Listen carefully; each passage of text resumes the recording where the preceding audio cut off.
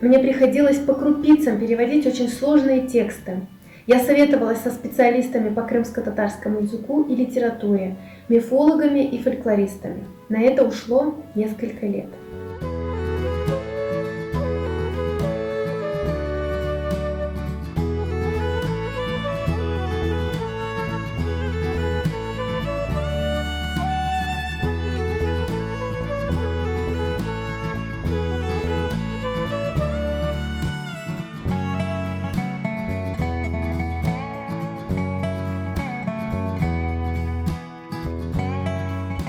Исследователь не преследовал ни коммерческих, ни идеологических целей. Радлов опубликовал записанные им нарративы со всей их непоследовательностью. Нужно отметить, что на сегодняшний день это наиболее полное собрание крымского фольклора.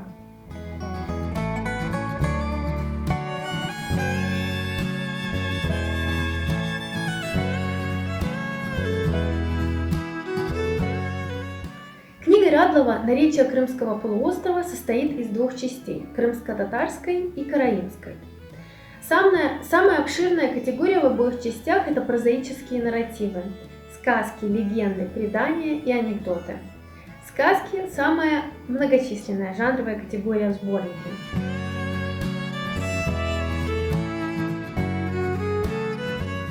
В бытовых сказках можно найти интересные для этнографов и историков детали.